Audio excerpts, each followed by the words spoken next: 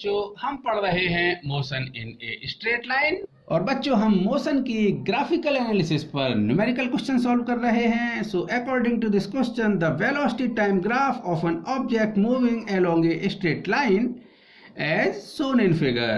So find the net distance covered by the object in time interval 0 to 10 second and also find the displacement in the time interval 0 to 10 second. तो बच्चों ये आपका velocity time graph given है जिसमें velocity आपकी metre per second में है और टाइम आपका सेकंड में गिवन है।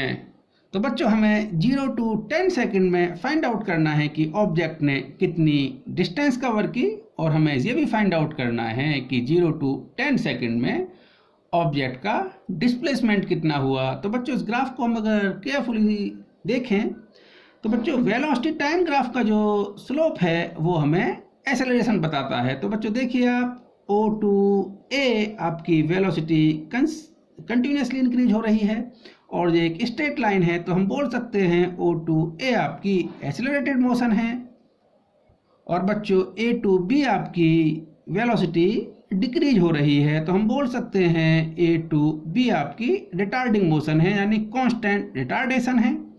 उसके बाद में बच्चों B पॉइंट पर वेलोसिटी 0 हो जाती है और B to C वेलोसिटी बच्चों नेगेटिव है और बच्चों इस C पॉइंट पर वेलोसिटी ऑब्जेक्ट की -10 मीटर पर सेकंड है और बच्चों C पॉइंट से अचानक without any time delay object की वेलोसिटी 10 मीटर पर सेकंड होती है और बच्चों object E to F constant velocity 10 metre per second से मूव करता है और बच्चों इस F पॉइंट पर आकर ऑब्जेक्ट की वेलोसिटी फिर 0 हो जाती है। तो हम देख सकते हैं बच्चों ऑब्जेक्ट 0 वेलोसिटी से यानी इस O पॉइंट से 4 सेकंड तक एक्सेलरेटेड होता है और बच्चों वो ऑब्जेक्ट 20 मीटर पर सेकंड की स्पीड अचीव कर लेता है। तो बच्चों आप देखिए 0 to 4 सेकंड ऑब्जेक्ट आपका एक्सेलरेटेड होगा और A पॉइंट पर बच्चों इसकी वेलोसिटी आपकी 20 मीटर पर सेकंड होगी। इसके बाद में बच्चों ऑब्जेक्ट आपका रिटार्ड होना स्टार्ट होगा और इस B पॉइंट पर आके बच्चों इसकी वेलोसिटी 0 हो जाएगी। अब बच्चों B to C object negative velocity से मूव करता है यानी ओरिजिन की तरफ मूव करता है और बच्चों ये आपकी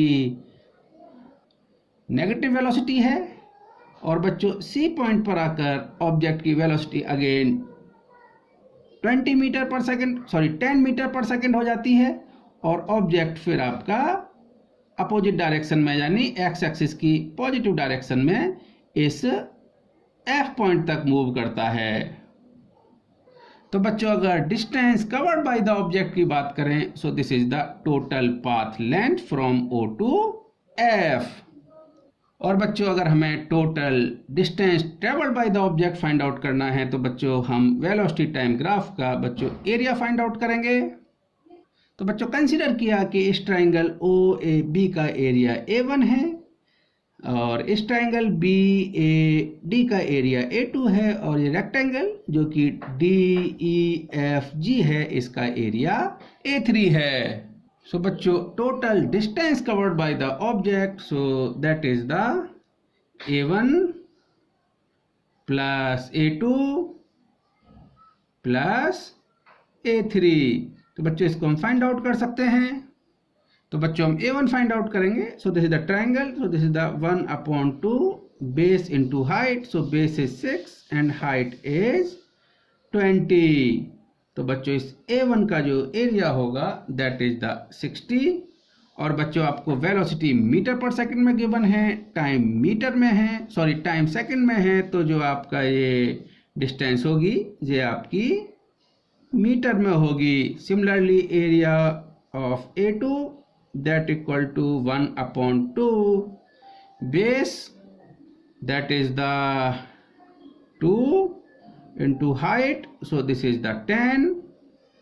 तो बच्चों ये आपका 10 मीटर होगा and A3 that equal to this rectangle. So the area of this rectangle is, this is the 2 into this is 10, so that is the 20 meter. So total distance traveled by the object, that is the A1 plus A2 plus A3. So that equal to 60 plus 10 plus 20.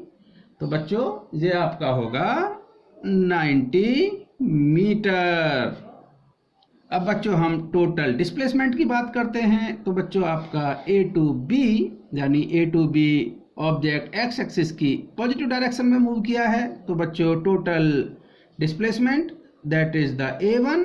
अब बच्चों object B to D आपका negative x axis की direction में move किया है, तो बच्चों इस एरिया को मुझे यहाँ पर सब्ट्रैक्ट करना होगा, तो दैट इज द -A2। ये बच्चों मैं आपको पहले भी बता चुका हूँ। Now from E to F, so this is the motion of the object in the positive direction of x axis, so this is the area A3। तो बच्चों आप वेलोसिटी टाइम ग्राफ में अगर आप डिस्प्लेसमेंट कैलकुलेट कर रहे हैं, तो बच्चों वेलोसिटी की जो पॉजिटिव डायरेक्शन में एरिया है उसको आपको ऐड करना होगा, और वेलोसिटी की जो नेगेटिव डायरेक्शन में एरिया है उसको आपको सब्ट्रैक्ट करना होगा। तो total displacement that is the A1, so this is the 60 minus A2 that is the 10 plus A3 that is the 20।